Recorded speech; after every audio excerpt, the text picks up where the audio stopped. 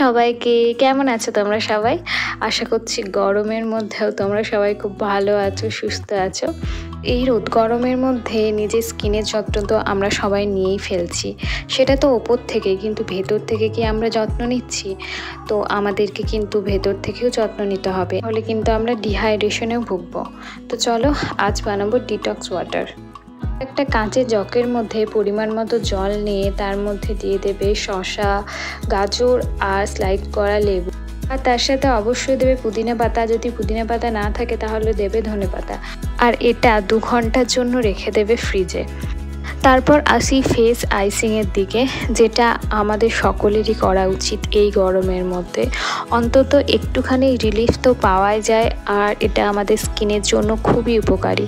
তো একটা বোলের মধ্যে তোমরা নিয়ে নেবে একদম ঠান্ডা জল, আর তার মধ্যে কিছু আইস কিউব দিয়ে দেবে। আর এই প্রসেসটা তো তোমরা জানোই, সকলেই যারা করে থাকো তারা তো খুব ভালোভাবে জানো এটা কতটা হেল্প করে আমাদের স্কিনের জন্য। আমাদের স্কিনের যে ট্যানিং হয়ে যায় বা আমাদের স্কিনের রোদে পুড়ে যে ঝলসে যায় স্কিনটা, সেটা ড্যামেজ থেকে আমাদের স্কিনকে অনেক পরিমাণে রক্ষা করে।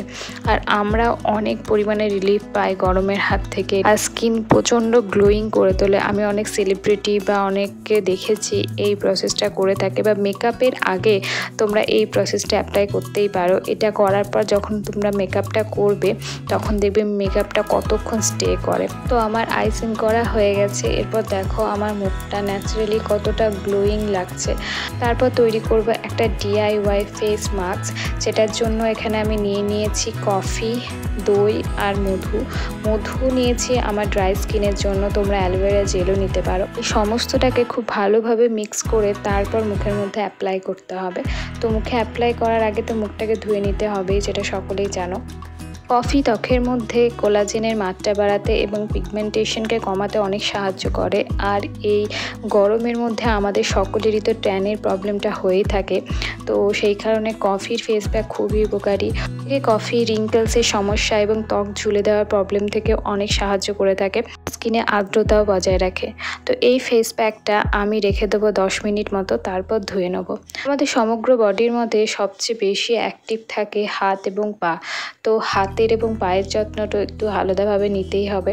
তো চলো এখানে আমি নিয়েছি টমেটো এবং তার সাথে অ্যাড করে দিয়েছি কফি। তো এরপর এটা খুব ভালোভাবে হাতের মধ্যে রাব করে নেব এবং নখের অংশগুলোতে বেশি পরিমাণে রাব করব, কেননা নখের ভেতরে অনেক সময় আমাদের ময়লা থেকে থাকে বা একটা কালচে ভাব অনেকেরই নখে থাকে। তো এটা কমাতেও কিন্তু আমাদের টমেটো এবং কফি দুটোই খুবই সাহায্য করে। তোমরা এটা নি বা এলবোসে অ্যাপ্লাই করতে পারো, কেননা ওখানে ট্যানিংটা একটু বেশি পরিমাণে থাকে এবং সেটা খুবই জিদ্দি হয়, যেতে চায় না।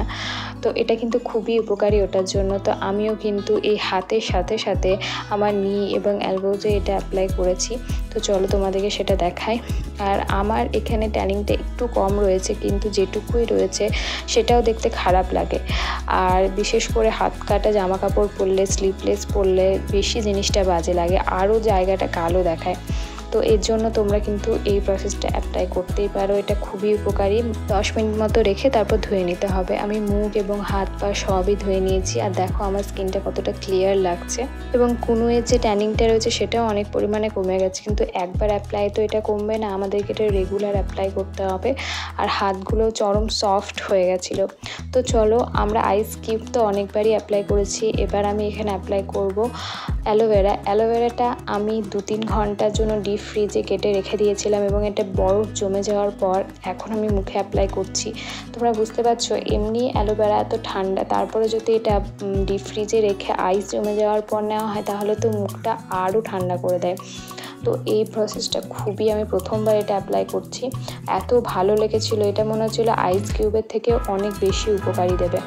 তো যাই হোক, এটা মুখের সাথে সাথে হাতেও লাগাবে। আমি তো অ্যালোভেরা হাতে পায়ে সব জায়গায় লাগাই, এখন গরমের দিনে বেশি পরিমাণে লাগাই, তাহলে হাত পা মুখ অনেকটাই ঠান্ডা থাকে। অ্যালোভেরার উপকারিতা বলতে গেলে তো আমার মুখ ব্যথা হয়ে যাবে। কারোর বাড়িতে যদি অ্যালোভেরা গাছ না থাকে, আমি বলবো তোমরা অ্যালোভেরা গাছটা লাগিয়ে ফেলো। তোমাদের স্কিন প্রবলেম, ট্যানিং সব কিছু এই একটা জিনিসেই একদম দূর হয়ে যায়। স্কিনকে খুবই গ্লোয়িং, হাইড্রেশন এবং সফট স্মুথ করে তোলে এই অ্যালোভেরা। তো আমি 10 মিনিটের জন্য এটা রাখবো। ময়েশ্চারাইজারের জন্য আমার কাছে দুটো অপশান রয়েছে, একটা হচ্ছে নিভিয়া সফট আর একটা জয়ের হাইড্রা রিফ্রেশিং জেল। তো এখানে নিভিয়া সফটটা হচ্ছে ড্রাই স্কিনের জন্য, আমার মতো যাদের ড্রাই স্কিন তাদের জন্য গরমে এটা খুবই উপকারী একটা ময়েশ্চারাইজার, খুবই ভালো আর স্কিনকে চরম পরিমাণে সফট করে তোলে। আর অন্যদিকে হাইড্রা রিফ্রেশিং জেল, এটা একটু জেল কনসিস্টেন্সি রয়েছে এর মধ্যে, তো যাদের অয়েলি স্কিন তাদের জন্য তো খুবই ভালো।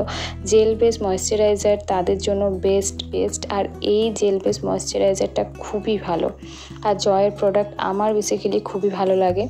তো সানস্ক্রিনের জন্য আমার কাছে রয়েছে দুটি অপশান, একটা হচ্ছে লোটাসের আর একটা হচ্ছে অ্যাকোয়ালজিকা। আমি প্রথমে লোটাস ইউজ করেছিলাম অনেক দিন, কিন্তু তারপর আমার স্যুট করে না, তাই আমি এখন অ্যাকোয়ালজিকাই ইউজ করে থাকি। তো এরপর আসি জামা কাপড়ের ব্যাপারে। তো গরমের দিনে একটু হালকা ধরনের জামা কাপড় পরাই ভালো, যেমন এই কাফতান হচ্ছে গরমের বেস্ট চয়েস যাকে বলে, একদম খোলা মেলা হালকা পাতলা এত সুন্দর। তারপরে আছে শার্ট, যে ওভার সাইজ শার্টগুলো রয়েছে সেগুলোও কিন্তু গরমের জন্য খুবই ভালো। বিশেষ করে সুতির জামা কাপড় পরার চেষ্টা করবে এই সময়, যেহেতু আমরা খুবই পরিমাণে ঘেমে যাই, তো সুতি আমাদের স্কিনের জন্য খুবই ভালো। তো যাই হোক, অন্যদিকে রয়েছে স্লিভলেস কুর্তি, যেটা আমাদের গরমের প্রত্যেকেরই একটা বন্ধু যাকে বলে। স্লিভলেস কুর্তি যেমন দেখতেও ভালো লাগে, সেরকম পরলেও সুন্দর লাগে। চলো ডিটক্স ওয়াটারটা এবার খাওয়া যাক, কেননা অনেক সময় হয়ে গেছে। তো এই জলটা আমাদের স্কিনকে খুবই পরিমাণে হাইড্রেট করে তোলে, স্কিনকে গ্লোই করে তোলে, আবার অনেকের বেলি ফ্যাট বা ওয়েট লস করতেও কিন্তু এটা খুবই সাহায্য করে। এই টাইমে তো বিভিন্ন ধরনের ফল তো খাবেই, অন্যদিকে শসা, তারপর এদিকে গাজর, বিটস, এগুলো কিন্তু খাওয়া আমাদের স্কিনের জন্য খুবই উপকারী। তো চলো আজকের মতো এই পর্যন্তই, সবাই খুব ভালো থেকো, সুস্থ থেকো, টাটা।